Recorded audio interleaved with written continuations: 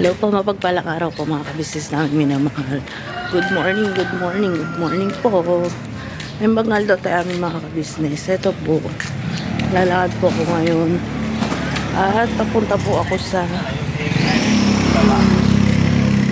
bayad center mga kabisnes. Ako po ay magbabayad ng Meralco bills. Ito po. Ako'y magbabayad muna para po ako'y hindi maipunan mga ka-business. So dito lang po ako mag-aabang ng tricycle malapit sa Palcod kasi po ay medyo malayo-layo po yun.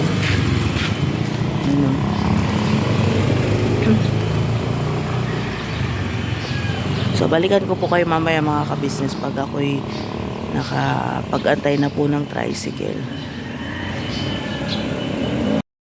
Balikan ko na lang po kayo mamaya mga ka-business, mami minamahal kasi po maraming nagtutugtog dito sa malapit dito. Eh baka madali po tayo. So mga ka-business, papatayin ko po muna.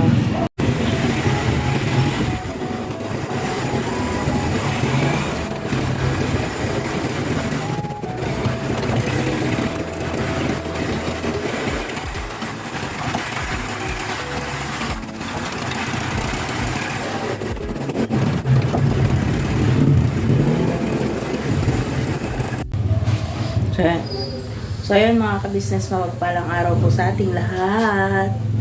Yan po. Kumusta po kayo dyan mga ka-business? Naimbag na rabi tayo amin. Gabi na po dito mga ka-business.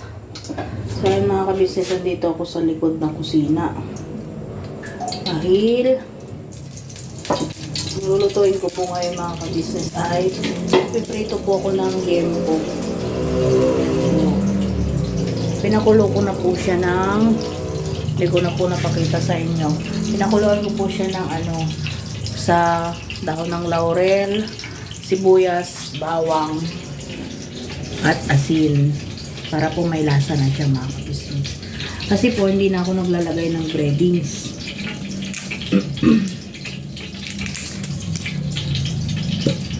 Tapos ngayon po, nilagyan ko na lang siya ng, pagkatapos pong pakulaan, nilagyan ko na lang po siya ng konting bechin, tsaka paminta, konting asin po mga business. Ito po siya.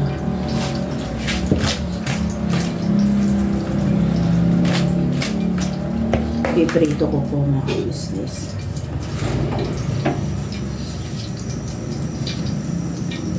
Pork naman po yung niluto ko ngayon kasi po kanina ay ang niluto ko, nag-isa po ako ng talbos ng kamote at na may sardinas at saka tinapa ng kabisnes. So ngayon, pork naman po. Piprito lang po. Kasi po meron pa po yung talbos ng kamote kanina ng kabisnes.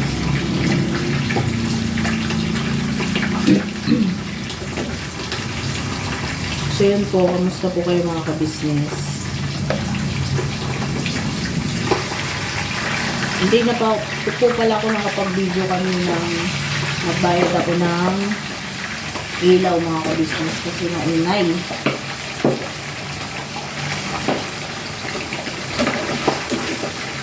Kaya hindi ko na po natuloy mag-video mga kabisnes. Ayan po.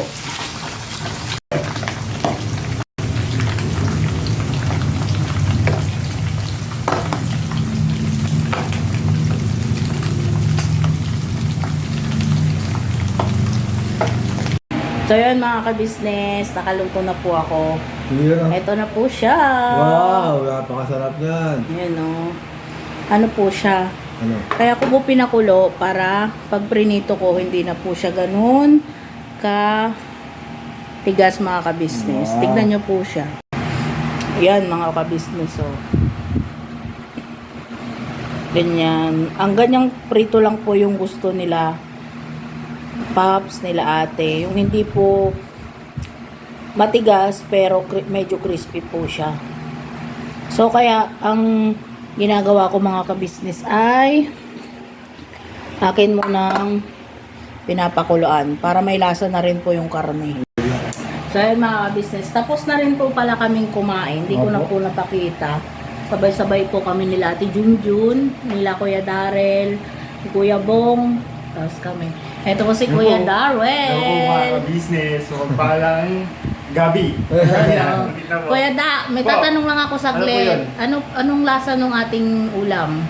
Ulam. Na Ulam for today is liempo. pork chop, diba? Ay, liempo pala Liempo yun. po, opo. Masarap siya, te. Ano lang. Ay, yun normal na yun normal na lasa ng pork chop. Well, lahat naman kasi ng pork chop sa akin masasarap eh. Pero syempre ano lang, te, yung ano lang, may pagka-jelly lang yung ano, yung balat. Which is normal naman eh, di ba? Tsaka ano siya, te, sakto yung lasa niya. Ayoko, pag sa liempo kasi te, medyo picky ako dyan eh. Lalo na kapag medyo may umaangat na lasa sa ano. May isang, ano ba to? May isang lasa sa Parang pagkain. hindi siya na balance. ano. Gusto ko te kapag liempo, tapos mga prito. Yung ano lang, pagkakain mo, nandun lahat ng lasa niya. Ayoko yung may nag-outstand na isang ano. Lasa ko, may part na matamis, may maalat. Kaya yung luto mo ngayon te, ano, all goods te. Yeah, no, Ano? thank you. At naman masarap naman na talaga ano mo te. Lahat naman talaga ano. Wala namang luto ikaw te na ano na hindi masarap. Kahit yung ano mo, kahit yung dapat di ba may mga luto ka minsan na ano te na medyo nasusobran sa ano sa alat. Pero kasi ano yun kasi te, depende pa rin kasi yun sa panlasa ng tao eh. May iba kasing tao na ano Mataas ang timpla. Kaya ang ginagawa nun te, siyempre kunwari yung mga ano yung panlasa pa tao dito, wala masyadong panlasa pagdating sa alat. Kailangan mo talagang ano, Mag-adjust. mag-adjust talaga te. Well, ano, good. Good naman. Thank you. Mag-upload muna Sige ako sa ano, sa kay Tito. Sige po. Thank Thank you, you, Kuya Da. Bye. Yun, no. So, yun mga ka-business. Sabay-sabay po kaming kumain. Hindi ko na po na-video kasi nalimutan ko mga ka-business. Tsaka, ayun po, umuwi na rin sila Ate Junjun. Opo. Ang first family po pala, hindi pa sila kumain. Yun Opo. yung tinirhan naman po namin sila kasi may gampanin po sila sa church Opo. ngayon. Yun po mga ka-business. So yun, yan po mga ka-business. Meron po pala, magkukwentuhan po pala tayo ngayon. Opo. So, may katanungan daw po sa akin si Lito na hindi ko pa po alam. Opo. Meron din po akong mga question sa kanya na hindi po na alam. So, samahan niyo po kami sa vlog na to ngayon mga ka-business. Sana po mabigyan Station. namin kayo ng konting kasiyahan. mga Akala ko ka-business. station. Ano yun? Ano tawag nun? Yo. Excuse me po. May sinakdal. Gusti siya eh. So, siya po ang unang magtatanong sa akin mga ka-business. Yun po mga business na Parang seryoso mga ka-business. Minsan natatakot ako rito magtanong mga ka-business eh. mga business na. Tatanong ko lang mga business. Han, bukod kay Kuya at saka kay Rapi Tulpo, sino yung gusto mo pang makita at mayakap na vlogger or newscaster? Bukod kay Kuya at kay Idol Rapitol po. Syempre, ganito po kasi yan mga ka-business. Kaya po niya nasabi si Kuya at saka si Rapitol po. Sila po kasi, ako po kasi yung laging nanonood sa mga vlogger. Yun, nakikita po niya na wala pa po kami rito, lagi na ako nanonood kila Kuya, kay Pops, yun po. Bukod po kay Sir Idol Rapitol po. Opo. Bukod sa kanila, kay Kuya at kay Rapitol po, ang gusto kong ma-meet, syempre, si Tatay Tekram, Bakit? wala, parang naaliw din kasi ako sa mga vlogs niya na matagal na rin po kasi ako nanonood kay Tatay Tekram bago pa niya makuha si Kuya Dave. Nanonood na po ako sa kanya. At saka kay Kalinga Prab, kay Kuya Bal Santos Matubang. Si Kuya Bal Santos naman, nakalala ko lang yan. Hindi sa pagbablog niya. Di ba dati sa ano, radio? Yung po sa Ano radio. po siya? Nakalimutan ko lang po ano sa radio niya. Pero lagi ko po siyang pinapakinggan tuwing gabi. Kaya kilala ko po si Bal Santos. Kaya nung sinabi niya na Bal Santos, tinignan ko. Sabi, ayun ba yung radio announcer ba yun? Oo, radio announcer po siya dati si Kuya Bal Santos Matubang. Opo. Yun po. Tsaka sila Sir Givin po. Yun. Yun, sila Sir Givin po, ano ko naman yun, pinapanood ko kasi natutuwa rin ako sa mga prank nila. Silang magpipinsan, kaibigan, kapatid. Opo. So yun po. Ako naman po, magtatanong mga ka-business. Mga business, hanggang dito na lang po. Tumata? Hindi ba? Akala ko. Parang naiisip po niya yung tatanong ko na maano. Akala ko po, mag-outro na kami. May tanong ko pa pala. Siyempre. Ito, ganito.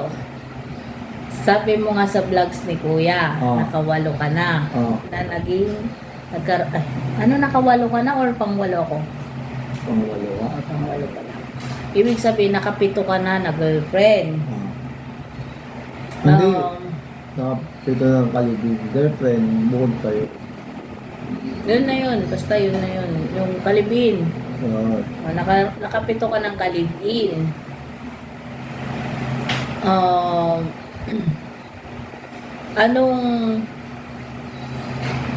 Anong number or sino yung hindi mo makalimutan at bakit? Mga business, Ayusin mo yung sagot. Dalawa po yun. Yung una po yung nasa Mindoro po. Tsaka na nasa Alabang. Yun po. Bakit? Hindi kasi yung nasa Mindoro po, pinapili po siya ng magulang niya. Kasi yung ex ko po na nasa Mindoro po, ay may dalawa ng anak. Pero hindi po siya dahil kasal dun sa dun sa lalaki. Yun po. Nung napapunta po ako doon, syempre, bilang magulang po nung babae, syempre, Kalakas ng bunto mo. syempre po, nag-aalinlangan sa akin, yun po. Yun. Tapos, pinapili po kasi nung magulang ng babae kung ako daw o yung mga anak niya. Sumama po sa akin, sabi ko, wag ako kasi, siyempre, ang anak ay anak, sabi ko. Saka sabi ko, baka mapariwara yung mga bata, anak mo, nang dahil sa akin. Siyempre, baka ako yung sisihin o ikaw yung sisihin, diba? Sabi ko, umuwi ka doon, kung sakasakali, kung tayo talaga ka ako, magiging tayo, sabi ko. Yun po, kaya po nagkahiwalay po kami dalawa. Yung nasa Alabang. Yung nasa Alabang naman, ang ko naman doon, maasikaso yun. Kasi, kahit nagliligalig ng mga anak niya, pag tumawag ako ako yung una. Kaya lang, siyempre, may pangyayari na kaya kami nagkahiwalay yun. Pero yung nasa Alabang po, parang parang hindi siya willing na yung ika nga ay magtagal sa akin. Ba't naiiyak ko?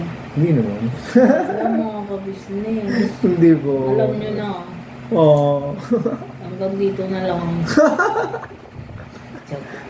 Yun po ay mga lang. Yung question lang ng naghanap ng award. Charot! So yun mga ka-business. Ikaw naman.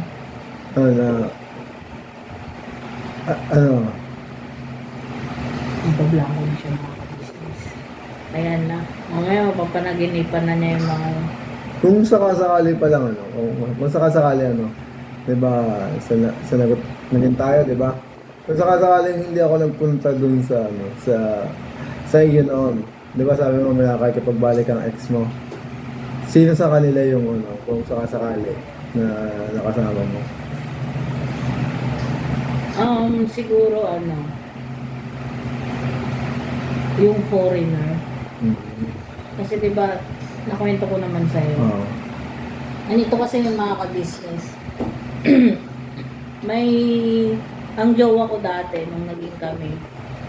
Kasi nakwento ko na rin doon sa vlogs ni Kuya dati. Sinagot ko lang siya kasi sa kakulitan niya. Ako. Ako po noon ay may boyfriend na foreigner. Nung time na wala pa kaming 1 month, umuwi po kami nung pumunta po siya sa akin, kami pa nung foreigner. Ako. Pero hindi pa po siya noon, hindi pa nagbakasyon dito yung foreigner. Pero 2 years na kami may get na LDR. So ngayon, nung pumunta sa akin si Lito, hindi ko yung sinabi doon sa foreigner. Pero, nakaano yung mga ka-business, naka-schedule yun na pumunta rito. Ngayon, yung time na namatay yung papa ni Lito, di umuwi kami doon sa province nila Lito. Yun yung time na nag-flight siya papunta dito mga ka-business, yung foreigner. So yun, hindi na po ako nakipag-meet. Kaya yun, nagalit po sa akin yung foreigner. Naalala ko pala ayun yung pagkakataon na gabi yun nag-chat. Chat yata, tumawag. Ako yung nakasagot niya. Ayun yun, di ba? Yun yung nakaburol po yung papa niya. Ako. Pero ano po mga ka-business, yung time na yon syempre hindi ko pa naman siya mahal nun mga ka-business. Si Lito. Wala akong wala akong balak na hiwalayan yung foreigner kasi ang bait niya sa akin. Although hindi siya yung foreigner na tulad ng iba-iba na bastos pagdating sa video call, hindi po siya kasi ganun. So yun. Pero nung time na pumunta siya rito is nagsasama na kami sa kanila. Ako. Ayun po. Ngayon po yung siguro naging ano po.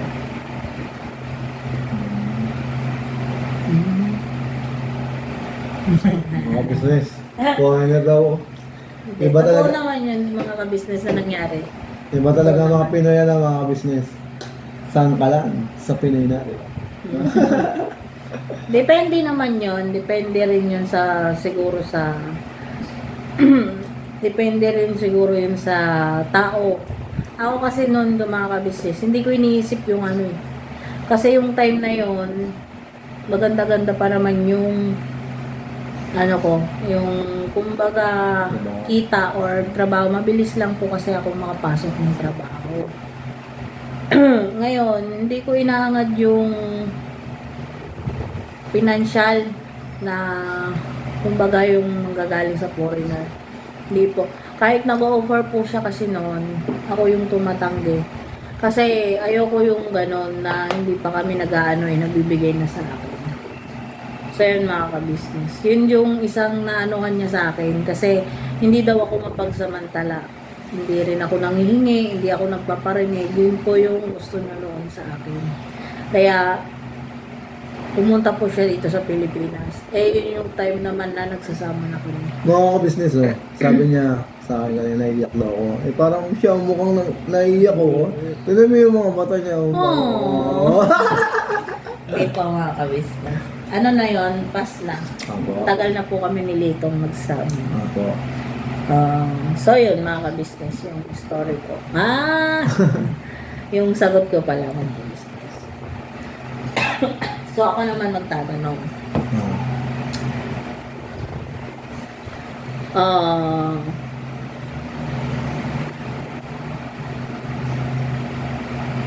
Ala, Hanggang dito na lang po, mga wala business. na ata Ano ba? question. Nalimutan ko yung question ko kanina. Hindi ko kasi Sinasabi ko sa iyo.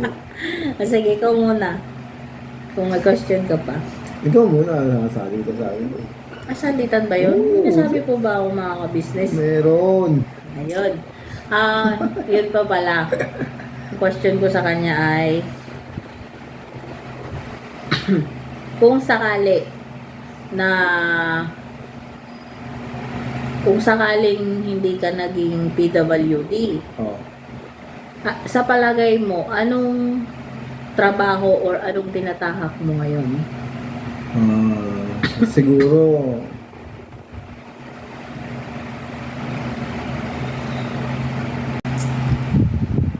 siguro, kung hindi pulis sundalo. Kasi, dati, idol ko yung mga pulis o kaya sundalo. Kaya, kaya po, kung baka piliin po ko sa dalawa sundalo po kasi, kaya, nung third year ako, kahit na ganito yung sitwasyon ko, nag-CET po ako mga ka-business. Yun, marami makapagpatunay po na sumali ako sa CET. Yun po. Yun, doon ko po, nag-CET po ako noon. Doon ko po natutunan maglakad po nung katulad ng paglalakad ko po ngayon. Kasi dati po, talon lang, o kaya alipod. Yung malipod po yung lang, alipod, yung paa. Gapang, parang Hindi, ganun. alipod. Ano yung alipod? Yung puwit mo ba, na ganun lang. Na ganun lang po yung hikita ko at yung puwit, na ganun lang. Yun yung alipod sa amin. Ewan ko lang po sa iba. Kung anong, Ano Tagalog mo? Tagalog kasi kayo pero malalim na Oo, Tagalog. malalim po yun. May mga words po kasi silang hindi ko maintindihan mga ka-business. Opo. May mga words ako sa kanila ko lang na ririnig. Kasi may yung salita po nila kahit Tagalog sila mga ka-business. Parang parang Batanggenyo na may punto. Pero may mga words kasi sila na iba, parang hindi Tagalog, pero sabi nila Tagalog po Tagalog yun. po yun. Malalim po talaga yung namin na Tagalog po talaga. Tulad nung alipod, hindi ko alam yun eh. Yan doon ko po natutunan. Kasi nung nung bata pa ako, akala ko dati po yung NPA sundalo dati. Oo, nung bata pa ako kasi Quezon Province, shoutout po taga Quezon Province. Talaga, Dati po naman yun dati. Opo, yung 1997 hanggang 2005, yun. Marami pong nagdadaan sa amin po. Kasi yung aming bahay dati, nasa liblib na lugar, tsaka yung sabihin natin nasa malapit sa kabundukan. Yun. Kaya maraming nadaan. Akala ko dati, sundalo sila. Yung pala hindi. Opo. Yun po, at saka tinuruan din ako ng ng kanta, yung kanta ba? At saka yung ibang yung ika nga panalangin nila na Dasal kasi sa kanila. yung dasal na Hindi, dasal na talagang yung hindi ka halimbawa, kasi yung ibang nagpunta doon kasi, yung, di ba, sila kung makaka-relate po dyan mga ka-business. Di ba, yung mga matatanda dati, marami yung mga Latin. Yung Latin katawagan na yun po. Latin yung mga sinasabi nila na hindi maintindihan, di ba? Yun yun, di ba? Oo. Ayun yung, Tinuruan ka rin nun? sinuruan ako nakalimutan ko. Kaya pala Tinuruan, yung Latin naman po yung pang iwas, po, sa bala daw, Tsaka yung iba, yung sa mga aswang, gano'n. wala ka doon. Dati po, naniwala ako dati. Pero yung bata talaga ako, O syempre, pag bata, maniniwala sa mga sinasabi ng matatanda din. tsaka malawak ang imagination ng bata. Pero tunay po, nung bata po ako talaga, lagi daw ako nakawala sa amin. Tapos, natatagpuan ako sa gubat. Pero nauwi din naman daw ako ng kusa. Kaya lang, ang pinakamatagal na 2 hanggang 3 araw bago ako umuwi. Ewan ko lang kung tunay yun. Pero ikinait pa lang ko sa akin ng tatay ko nung dati. Kaya parang parang hindi, yung tatay ko kasi hindi nag-aalala na kung saan ako pumupunta kasi alam niya na makakabalik ako ng maayos. Ayun po yung... Bata pa lang gala ka na pala eh. yung ba? Nandun ka pala sa gubat eh. Opo. Malawak kasi yung kagubatan nila mga ka-business. Opo. Ayun. Nandun po kasi sila sa may bundok, no? Oo. So, gala po pala. Doon pa. Kaya po pala ngayon gala pa rin na. Kaya pag naalis po ako ng nung malalayo, yun, napayag ko yung tatay ko kasi alam naman niya na makakabalik daw ako ng maayos.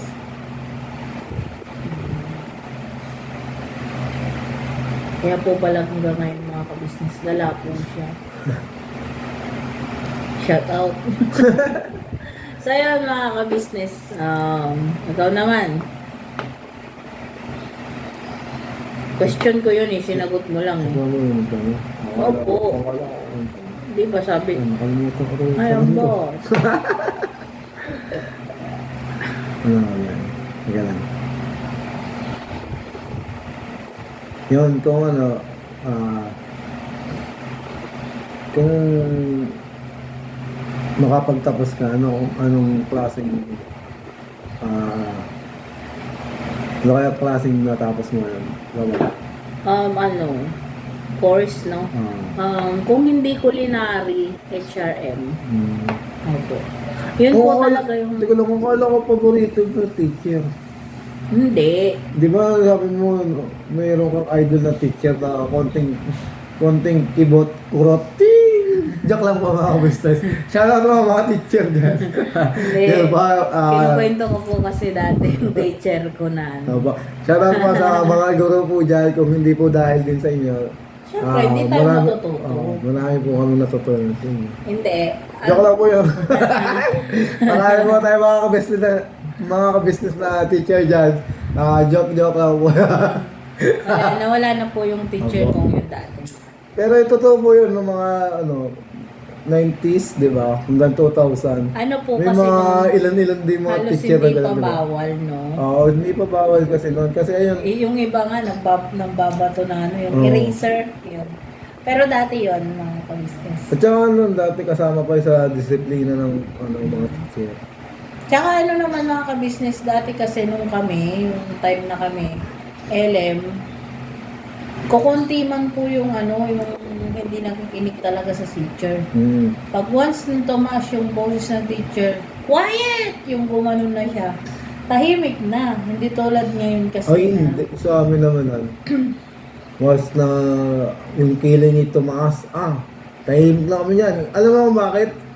Pag tumaas na ng kilay yan, mga ilang minuto lang, 2 o 5 minuto. Pag hindi pa kayo tumahimik, may kasama ng paltok ng eraser. O kaya, Mga ganun naman dati, di ba? Oo. May mga makaka-relate po dyan ng mga 90s. Yun. mga business hindi ko sila sabi matanda na ako mga business. 35 years old. Opo, batang bata, 53, joke lang. Yun po, ang sagot ko sa question po pala niya, kung hindi culinary, HRM, yun po. Pero yung, yung may gusto po ng edok nun sa akin, na maging teacher ako, yung umampon po sa akin na teacher. Yun yung gusto rin niyang kunin ko. Pinag-exam niya po ako noon. Kaso parang hindi ko parang wala sa dibdib ko po yung maging teacher. Nag-exam lang po ako, pero kinausap ko naman po siya na sabi ko, nanay po kasi tawag ko doon, nay, parang hindi ko kayang mag-edok, mag-teacher po. So yun. Tapos sabi ko sa kanya, pag-iisipan ko muna, sabi ko, mag-enroll muna ako ng nung 3 months. Yun po, yun yung kinuha ko na nag-beautician po ako. Kaya nakapagtrabaho po ako ng salon. Yun po. Pero ang gusto ko, kahit hanggang ngayon po, sabi ko nga kay Lito, kung may pagkakataon at may budget, gusto ko pa rin pong mag-aral. Kasi hindi naman po lingid sa natin na maganda pa rin yung may natapos, may pinangahawakan, yun po. Kasi ako naman po kasi, kaya hindi ako natuloy mag-aral noon ng college. Kasi parang yung gustong-gusto ko nang makatulong sa magulang. Yun naman talaga, mga ka-business, diba? Yung nakaka-relate ko na bata pa lang, bigla siyang nagkaroon ng pagkakataon na makapagtrabaho, kumita, tapos naibigay sa magulang. Parang ngayon yung sumising in sa isipan nila na, ano kaya, magtrabaho na lang kaya ako para makatulong sa magulang. Di ba mga business meron naman po yung karamihan? Yun po kasi yung yung time noon na hindi na nakapagsaka yung papa ko. Kasi magsasaka po dati yung papa ko nung siya'y nabubuhay. Yung mama ko po ay nagtitinda ng, parang sa talipa po mga kabisnes. Titinda ng mga ulam, yung kunwari gulay, may konting isda po, may konting manok, may konting baboy, mga ganun. Yun po yung kanilang hanap buhay dati. Yun yung time na nagkasakit na po si papa ko. So, pati si mama ko po, natigil na. Siyempre walang mag-aasikaso kay tatay. Yun yung time na pa-graduate pa lang po ako ng high school. Pero, ang sisti po kasi, kaya napunta ako doon sa teacher na umampon po sa akin. Hindi naman po as in ampon na may kasulatan o ano po, hindi. Yung parang sinasabi ko na ampon kasi kinuha niya ako bilang, sa lahat po kasi pinapakilala niya, anak niya ako, excuse me po, bunsong anak, gano'n. Hindi niya ako pinakilala na kasama, yung kasama niya pagka may pupuntahan, gano'n po. Kasi yung teacher ko pong yon is PWD rin po. Yung may, parang may ano yung paglakad, pero nakakalakad po siya. So, pagka aalis po siya ng bahay, kailangan niya po ng kasama kasi may edad na rin po siya. No? Okay. So, ako po yun. Ako yung naging kasama niya. Ang sisti po noon, Monday to Friday mga kabisnes, nandun ako sa kanya. Saturday, Sunday, uwi ako sa bahay namin. Kailangan nanay at tatay. So, yung 5 days ko na yon, bibigyan niya ako ng parang, hindi naman as in sahod, yung allowance mga kabisnes. Tapos, magtitira lang ako ng konti. Kasi, yung Monday to Friday na yon, mayroon naman po kaming service ni nanay. Yung umampun po sa akin, papunta sa school. Kasi guidance counselor po siya nandun. So, tapos kakain na po ako doon sa office, doon po kay nanay. So, parang libre na po lahat. Tapos, nag-SA po ako sa school noon kasi kaya wala akong inaabayaran. Parang SA po, school assistant, kaya scholar po. So, yun mga ka-business, yung allowance kong yun, nagtitira lang ako ng kaunti, pang personal needs ko po, yun ay binibigay ko na po kila nanay. Parang maaga po kasi, maaga akong parang nakakatulong kila nanay. So, nung time na pag-graduate na ako ng high school, yun yung hindi na nakapagsaka si papa ko, mga ka-business. Kaya parang lalong nagporsigido yung kagustuhan ko na makapagtrabaho na. So yun, nung patapos pa lang ako ng high school, kahit nag-exam ako sa EDOC, kinausap ko na rin yung sinanay, yung papaaral po sa akin. Nay, sabi ko gano'n, gusto ko nang magtrabaho. Kung pwede, habang may nag-iisipan ko yung pag-EDOC ko, kumuha ako ng course na 3 months. So yun mga ka-business, eksaktong natapos ko yung 3 months, 1 week pa lang po akong natatapos, yun po yung nawala na si papa. So yun mga ka-business, nagtuloy-tuloy na po yun. Di tapos na po ako sa 3 months na vocational course ko po. Nung pagkatapos po ng na yon, namatay po si papa ko, after 40 days po, kinausap ko po yung nagparal sa akin. Nanay, magtatrabaho na po muna ako. Yun po yung lumuwas na po ako rito sa Maynila. Yun po. Yan, naalala ko lang pala. Shoutout nga po pala kay, ewan ko lang po kung buhay pa po kayo kay Ma'am Laida po. Laida. Na siya pong mismong nakakita po sa akin nung bata pa ako na inilapit po ako sa bedside na nagpaaral po sa akin dati. Nung panahong walang-wala pa po kami. Opo. So yun po talaga yung lumakad na mapaaral pa ako ng bedside. Yun. Shoutout po sa bedside po. Sana po, dyan po sa taga Quezon po, huwag niyo pong huwag niyo pong pagsasabaan na tulungan po ang ano po ng Bethsaida. Dahil po marami din pong mga katulad kong PWD na natulungan po at napag-aral po nila. Yan po. Ano yun yung ano? Talagang mga PWD yung pinag-aaral. PWD talaga yung mga deaf, mga ano, walang yung blind, tsaka walang paa, yun. Mga pilay, gano'n. Tsaka yung, siya, hindi ko kasi ano kung anong tawag na ngayon, ng ano, yun, ng kapansanan na ano, Mongoloid ba, ganun. Sorry pa mga katulad ko, happy Ano, WD. mental, parang mental ano yun? Hindi, iba pa yung mental na yun. Yung Mongoloid ba, yung ano, yung magkakamukha sila, kahit may di tawag sila, yung doktor. opo, hindi ko po alam kung anong tawag na ngayon. Pasensya na po sa kapwa ko na, na PWD. Hindi ko po intention na saktan ko kayo. Ayun na lang po, nakalimutan ko lang po. At sana maintindihan niyo rin po ako dahil na hindi ko po intention na nasaktan ko kayo kasi parehas po tayong PWD.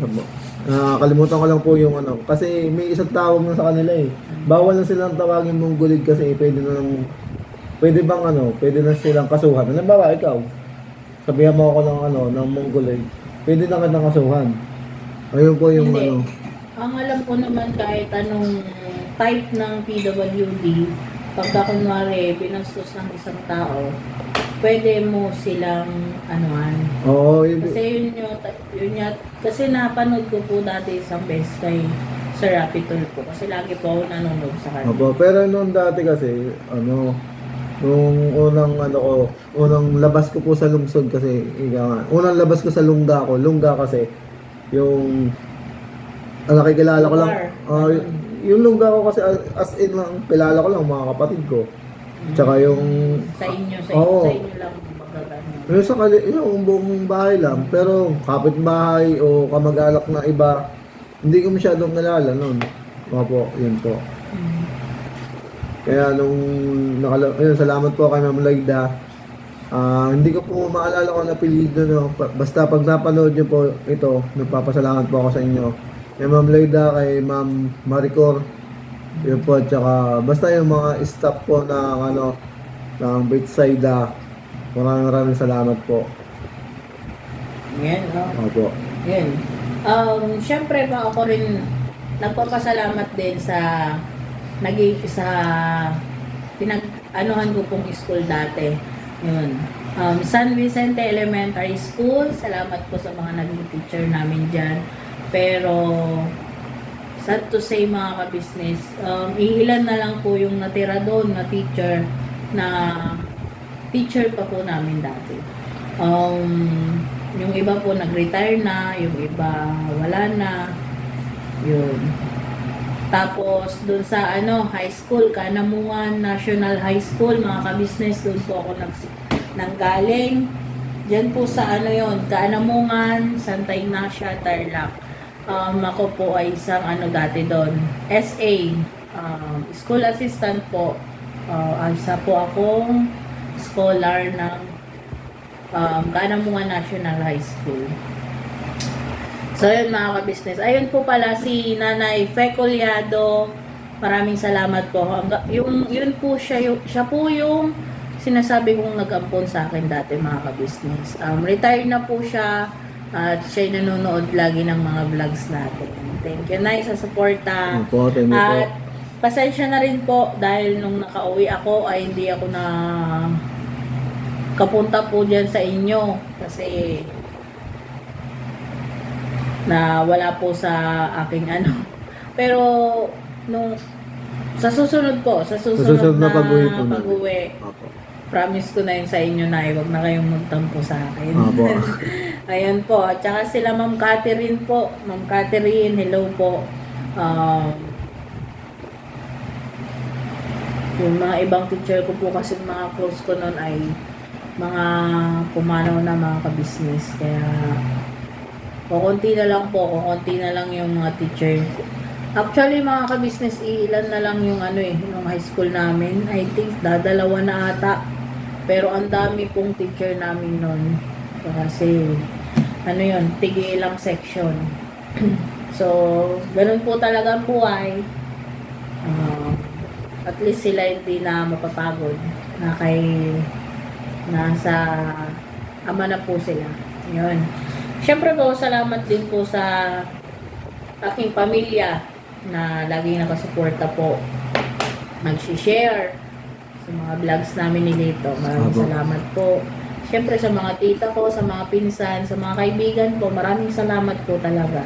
At Opo. syempre po, unang-una po sa ating ama, mga ka-business. Huwag po tayo magsawang magpasalamat sa ating ama dahil kung ano man po ang nangyayari sa ating buhay ngayon ay galing po sa Kanya. Opo. Yun, no? At syempre po sa ginamit ng ama para sa aming family ka-business, ate, kuya, thank you po talaga. Thank you. Thank you po. Mahal namin kayo, ate, kuya. Opo. Tsaka syempre po, Paps, Boss Dave, tsaka Ate Goda. Opo. Siya nga po pala mga ka-business, ano ko lang po pala yun. May nagtatanong po, bakit daw Boss Dave? Hindi po, dito naman po ay tawag ko sa kanya Dave lang. Parang naano lang po ako pagdating sa vlogs kasi minsan nababanggit namin Boss Dave. Opo. Hindi, pero dito po hindi namin siya tinatawag na boss. Kuya Yun po. po, wala po Kuya talagang- Dave. O kaya po Dave. Ganun po. Dito po walang tinatawag na boss or madam, ganun. Opo. Yun po, pag nagbibiroan po kami, yun, nababanggit po namin boss. Opo. Pero dito po kay ate, wala pong tinatawag na kay ate, madam, or si kuya, sir, wala po. Kasi dito po ang turing ay pamilya nga po. Opo. Tsaka unang-una, pagka kunwari tinawag namin silang ganon, Magagalit po sila. nagagalit po Opo. sila. Sabi, anong madam? Anong sir? Sasabihin ni ate Opo. Pico. Ganun po. May nagtanong lang po kasi sa akin, naalala ko po ngayon. Opo. Kasi nasabi ko na naman, Boss Dave. Opo. Yun po. Hindi naman po, hindi sila yung pamilya na magpapatawag ng ganun. Kumbaga yung binubiroan lang po ba namin. Kasi natatawag po namin kasing Boss Dave si Boss Dave kasi binuboss-boss po kasi namin siya kasi siya nga po yung laging tumutulong sa amin pagdating Opo. sa YouTube channel. Yun po, alam naman po ninyong lahat yun mga ka-business. Kaya minsan po, pag nilalambing namin siya, boss, patulong naman sa ganito, boss, ganito. Yun po. Opo. Yun lang po yung ano, pero hindi po sila yung taong sasabihin sa amin, boss, tawag mo sa akin, madam ha, yung ganun hindi po. Hindi po. Yan po ay, ano lang po namin sa kanya yun. Tsaka kami lang po yung Opo. nagaganon. Yun po, masabi ko lang sa ating mga business. Sana po sa buong Quezon province po, sana huwag niyo pong kalimutan ng Betsaida po kasi talagang siya po yung unang nagtatagpo ng ano po, ng samahan ng PWD po sa buong Quezon po. Buo pa ba ngayon hanggang ngayon? Yun nga po, ang kalungkutan po kasi parang kinakalimutan na po ang Betsaida po eh. Kasi parang may nagkanya-kanya na po kasi yung mga pangapangalan ng mga samahan sa bawat Parang marami Dolores, na nagbuo. Chaong, oo. Nag-iba-ibang utang na loob din po sa Betsaida kasi sila po talaga ang nagano sa mga PWD na na hindi nakakapag-aral, na hindi nakikita ng karamihan tao. Sila po talagang sumusuyod sa bawat barangay at bawat bahay-bahay ng mga sa masulok ng Quezon Province po. Ito po kasi yun, yung pinapaliwanag ko lang sa kanya. Hindi rin natin alam yung naging kwento kung bakit sila nagkaganon-ganon. So, pero yung inaano lang po niya, nagpapasalamat lang po siya ng husto. Oo. At syempre po, pinapaalala lang niya na doon nanggaling ang samahan ng PWD sa Quezon Province. So, sa ano lang po, pinapaliwanag ko lang po mga ka-business. Siya po'y buong puso na nagpapasalamat sa Betsaida Opo. sa Quezon Province dahil sila po ang tumulong sa kanya para po kapag-aral. Opo. Yun Kaya po, po, mga business. ang pagkakaalam ko po talaga yung Betsaida talaga yung pinakaunang nagtayo para makatulong sa PWD kasi. Oo. Opo. So, ngayon, hindi kasi na... Hello po, mapagpalang araw po mga ka-business naming minamahal. Please pakisupport po mga kabisnes. Please like, share, and subscribe.